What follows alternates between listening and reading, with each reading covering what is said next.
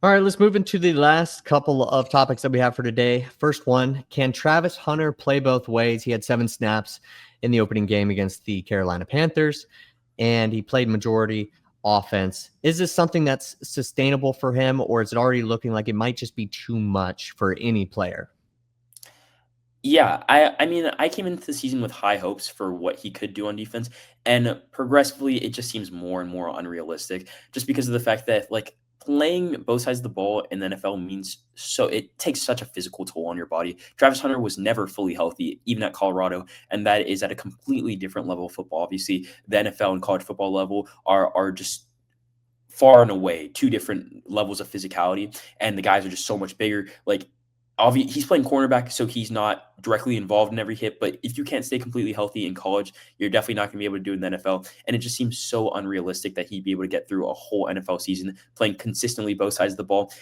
Can he play both sides of the ball? Sure, but in what capacity? Probably a very limited one, at least on defense, because I think that they've shown that they like him more on offense. He was the Jaguars' leading receiver, at least in receptions. So that was interesting, and I just can't see a world in which he doesn't get genuinely seriously injured if he consistently plays both sides of the football.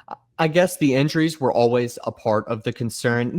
This I guess wasn't really going to happen in week 1. They had said that they were bringing him along more so on one side of the football rather than the other, and 6 receptions, 33 yards. That's a good debut on offense, and he only had seven snaps on defense, but like I said, it's just maybe as the season goes on, he gets a little bit more comfortable, can actually kind of adjust a little bit to the physicality of the NFL. I mean, this is in a lot of instances, if you're a rookie, this might be like the real first kind of like live serious snaps, and you got to play the whole game too. Like that's a lot to ask for a player who's playing both sides. So I think that should be recognized. And just from an athletic standpoint, I brought this up to you before we went on.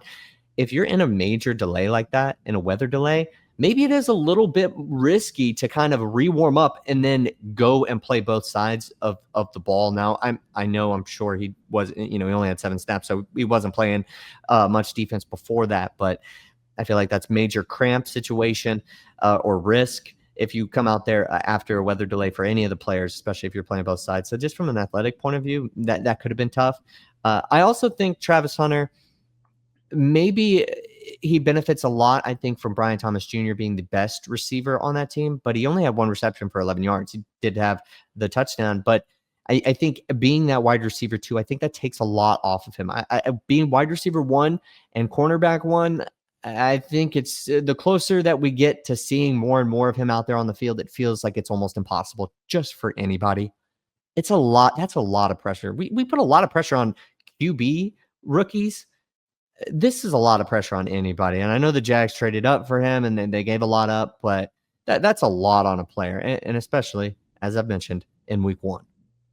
Yeah, that last point that you made about them trading up is why I think that he will start to get like increased saps on both sides of the ball. I just don't think it's physically possible. Is the point that I was trying to make, because I Mhm. definitely think he has the ability to. He showed that like a lot of people like going into the draft, and I think a lot of like pretty reputable people thought he was a better cornerback than he was wide receiver at Colorado. And I don't think that you trade up and lose a first round pick in the future for at number 2 overall for just wide receiver Travis Hunter. So in my mind, that means that they'll play Travis Hunter on both sides of the ball. I just genuinely don't think it's physically possible for Travis Hunter to hold up and play both sides of the ball. Like, sure, he has the talent to play both sides of the ball. He has a nose for the ball on defense. He's a really good cover corner, and he is an electric receiver as well. It just looks like it's such a hard task, and if he does it, props to him. Like that would be like one of the crazy like accomplishments that's ever been pulled in the history of the NFL. I think, but Mhm. we'll see how it works out. But he definitely has the talent too, and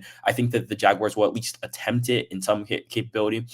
Because in some capacity, because they did trade up to the second overall pick, they did lose a first rounder for the future, and I don't think that they're doing that for receiver Travis Hunter. I think that they're doing that for receiver and corner Travis Hunter. So will we see it? Yes. Do I think it's sustainable? Probably not.